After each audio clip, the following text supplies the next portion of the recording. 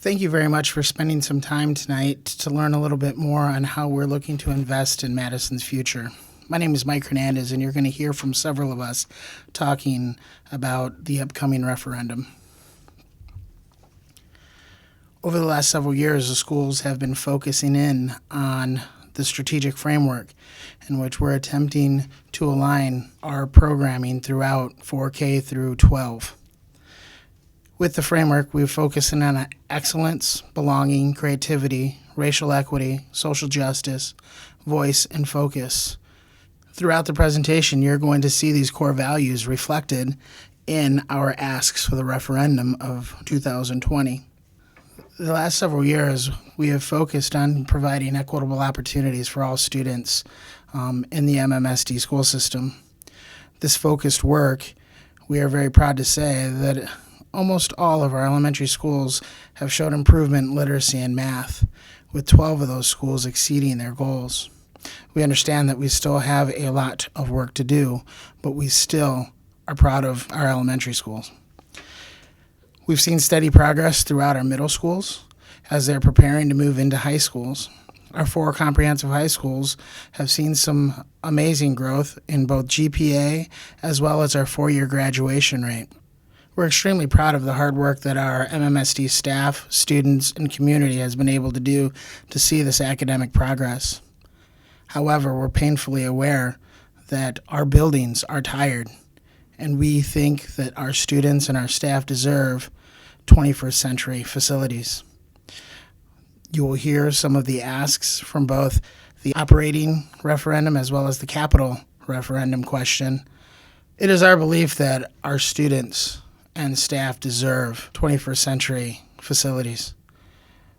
We appreciate you spending time to hear from both Ms. Ruppel and Mr. Weezy to talk about the operating and capital questions. You will now hear from Kelly Ruppel so that she can speak about the operating referendum question. Hi, thank you, Mike. As Mike just mentioned, I am Kelly Ruppel, the Chief Financial Officer of the school district. And I'm excited to talk to you tonight about the potential of putting an operating referendum question on the November 2020 ballot. But first, what is an operating referendum?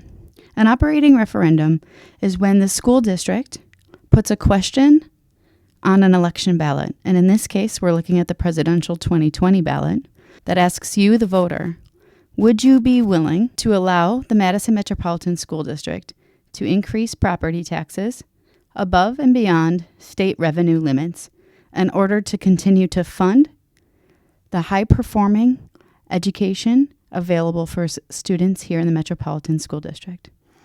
But why do we need to ask for additional funding? Well, the answer to that is largely driven by our state funding patterns. In the last 10 years, we've seen continuous underfunding in K-12 education. We've also seen the K-12 education funding space become entirely political. Our state law revenue limit is not tied to cost of living, and it's not tied to inflation. Instead, we see that our revenue limits are often tied to politics, increasing and decreasing year after year, making it entirely impossible for the school district to predict and plan on the future based on revenue limits alone. In addition to this, our state equalization aid, that's the funding that the state gives us to operate, continues to fall between 10 and 15% each year, with local taxpayers having to fund the difference. Currently, the state only funds 20% of the education here in the Madison Metropolitan School District, while it funds approximately 80% in other surrounding districts. In addition to this, other programs at the state level, including private school vouchers and independent charter schools, continue to constrain the MMSD revenue. The slide you see in front of you is a graph. This graph shows the history of how the state has funded public education through revenue limits and what the state calls per pupil categorical aid. When you add these two together, you see a very interesting trend that shows instability in the public education funding for the last 10 years. It wasn't always like this. If you look back 20 years, you see stability.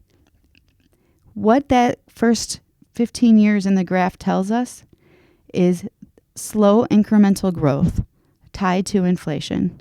That's the trend the school district needs in order to be stable for our students and our staff and in order to plan for the future. The last 10 years, however, was anything but stable. You see the constant up and down in public education funding. No business, and especially not a public school system, can operate on a revenue structure that looks like this.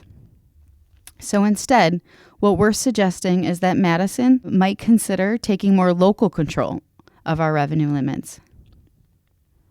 And in order to do that, we're suggesting possibly going to referendum to ask for the authority to increase property taxes should we need it. If we do not do this, what we're looking at is a $10 million budget deficit in the 2021 school year, accumulating to a $30 million budget deficit over the next 3 years.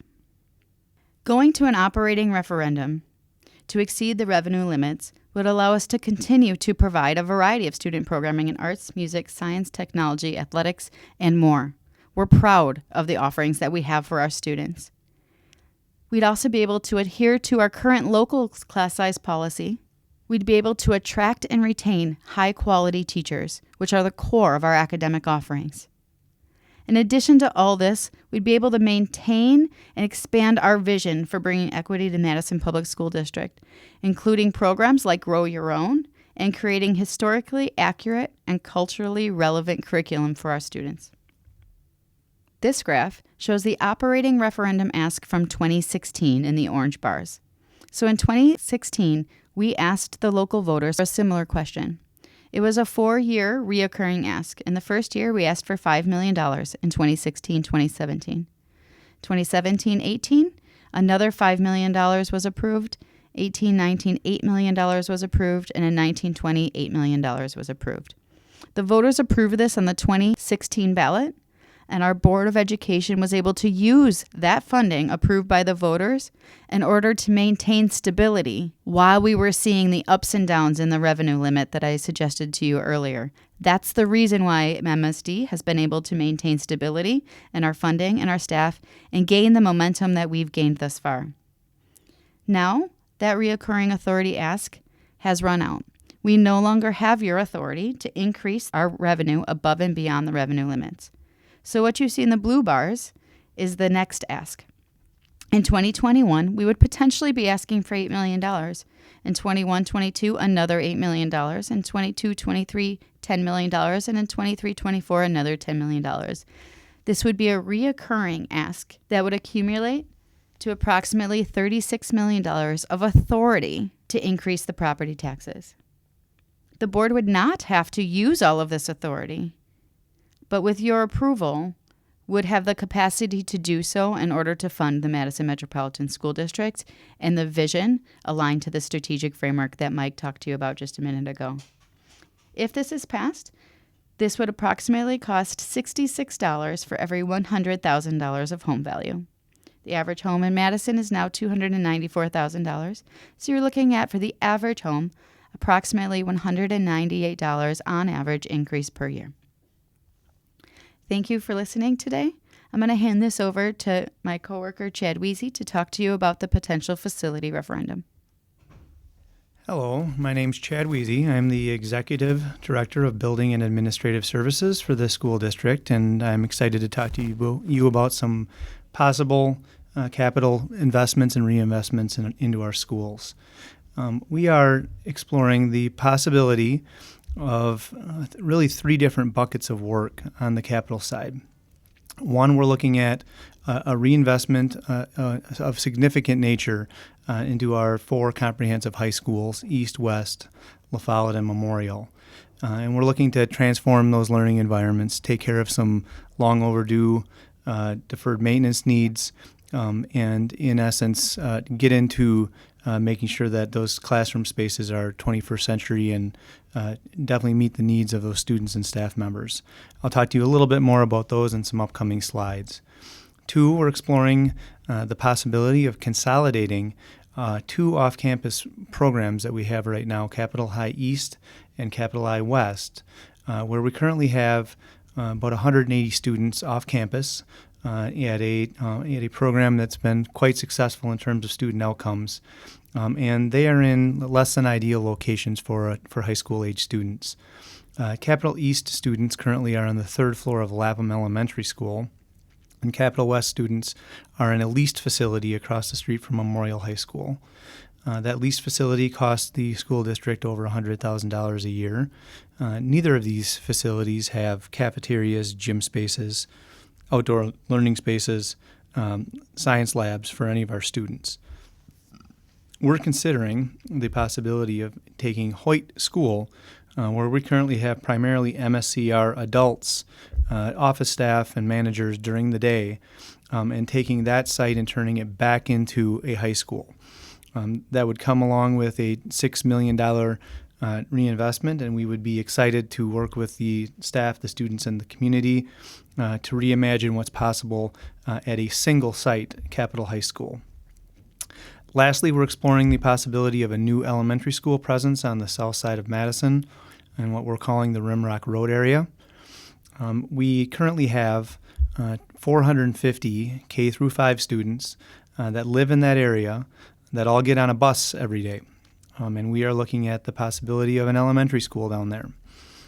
Those students go to either Nuestra Mundo Elementary School or Frank Alice Elementary School and have quite long bus rides, a half hour to 40 minutes. We currently lease Nuestra Mundo Elementary School from the Monona Grove School District, a temporary solution to the school that expanded because of its in both popularity and success with students. And we ended up leasing that site from Monona. We knew that was a short-term solution, and we believe we need a permanent home for Nuestra Mundo.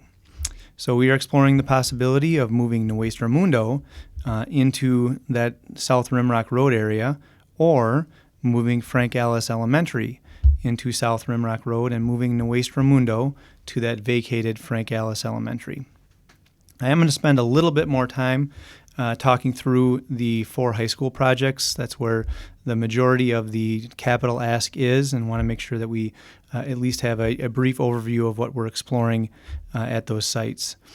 So the first slide I'll go through is what's possible at La Follette High School.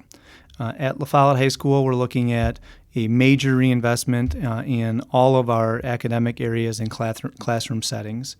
We're exploring the possibility of some new construction, one place underneath the current library that we are exploring having a collaboration area or a multi-use flexible space. On that drawing, that's where you see that's the furthest west or left where you have that red area labeled collaboration.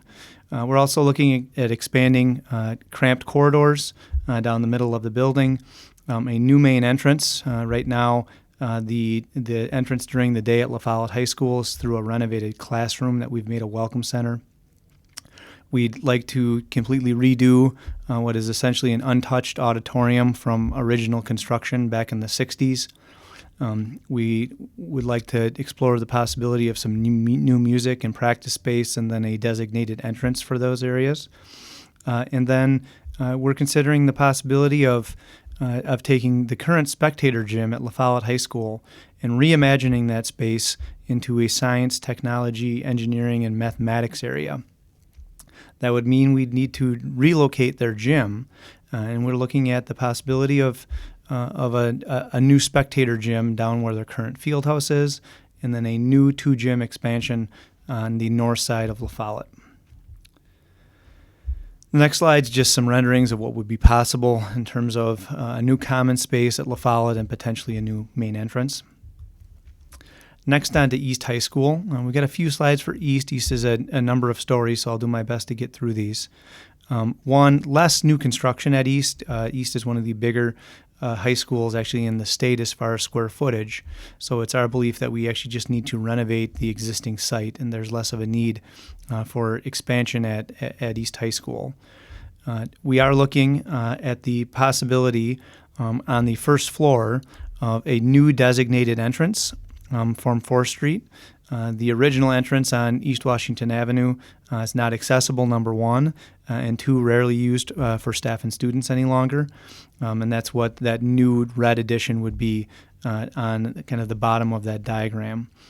We're exploring the possibility of moving the kitchen to an exterior wall and opening up the common space that goes into the current mall at La Follette at East High School, and also completely reimagining what those tech ed, science, tech, engineering, art, and mathematics spaces look like. We are exploring some consolidating of the library. Currently, East High School has 2 smaller library spaces. We're looking at the possibility of combining those 2 spaces. Additionally, we'd like to move student services more towards the main entrance of the building, so it's in a better location and more accessible for staff, students, and community members, and also parents that are coming to the building. That next slide is simply the 3rd and 4th floor, and that's just essentially calling out that every instructional space would at a minimum get new finishes, new technology, and new flexible furniture. Also call out the fact that we're looking to add an elevator to East High School. All of these projects will have new and improved accessibility modifications embedded into them. On to West High School. The first slide there is the site plan at West, calling out some new construction. West is currently at 102% capacity and has been between 100 and 105% capacity for quite some time. And we're exploring the possibility of 12 additional classroom spaces at West High School. Part of that would go with a new addition in the middle of the building, and part of it would go to an area that we think could be renovated. We're considering vacating West High School's current pool, building a new pool to the west side of the building, and then renovating the pool into academic spaces at West. Also looking at the possibility of some sport turf at West High School on their practice space, so it could be utilized more often. The next slide is just a quick rendering of the 1st and 2nd floor of what's possible at West High School. You'll see that pool addition called out on the left-hand side of both of those floors. There's elevators embedded into the middle of the building and also to the east side of the building. There are currently many areas at West High School that are not accessible, and we're looking to make sure that 100% of West is accessible following these projects.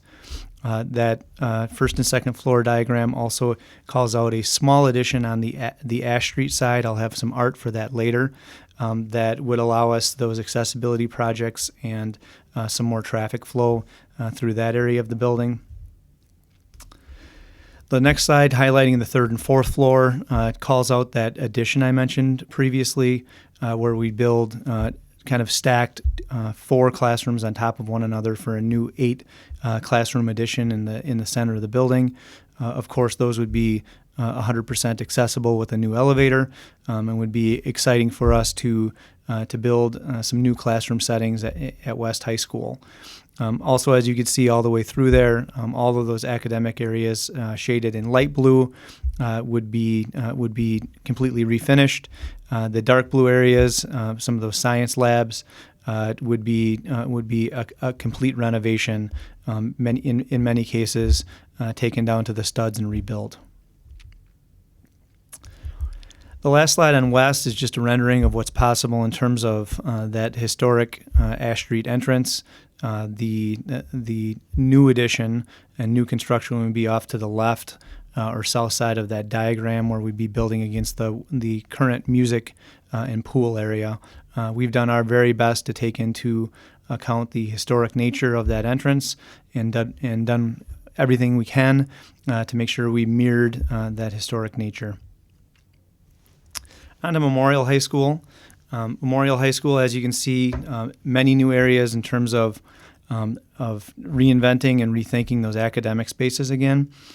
We also are recommending currently a new theater at Memorial High School, where we currently have incredibly cramped practice spaces and a theater that also is original to the building and is in need of, and really no longer meets the needs of the Memorial staff and students and community. So we're excited about that possibility. Vacating that theater would allow us to build some new classrooms. Memorial is also projected to grow in terms of student enrollment over the next 2 decades, so we'd be able to add some new classrooms as a result of the new addition. And we'd also take a hard look at refinishing those lab spaces again. Many of those haven't been touched in 30 or 40 years. Last slide there on Memorial is just a rendering of what's possible in terms of that Fine Arts Center. On the right there, we're looking at actually enclosing a courtyard at Memorial. That would be what's possible for some flexible space that might be used for common space, cafeteria setting, or potentially even combining multiple classrooms. On the capital side, similar to what Kelly mentioned, we would have a tax impact for all of these projects. So the $70 million price tag that goes along with what we're currently recommending at our 4 comprehensive high schools for a total of $280 million would have a tax impact of $61 per $100,000 of home value. The Capitol High proposal I went through would cost $1, and a new elementary school would cost roughly $7 for a total tax impact of $69 on $100,000 of home value. A quick run through of our timeline. Currently, we're gathering community input on these ideas, and we are going to have a report that we will deliver to the school board in January with a series of findings and some recommendations. At that time, the board will be able to react to those findings, discuss the recommendations we're making in terms of potential changes to these projects, and have the opportunity to also recommend changes of their very own. From February to March, we'll most likely return to the community to continue to fine-tune these plans. And we are hoping the school board, sometime in the spring, makes a decision whether we go to referendum at all, whether there's 2 questions, and what ends up on those 2 questions. If the board ends up voting in the spring, that would give us spring into the fall to make sure that the public's as informed as possible in terms of what's on the ballot. And then we'd have a vote in November of 2020 if all of this kind of stays true to form on this timeline. Lastly, we're very excited about the possibility of getting some more feedback from you. And once again, we're excited to share this information and get as much feedback as possible. Thank you for taking the time to hear our review and summary of these project proposals, and we look forward to hearing from you in the future.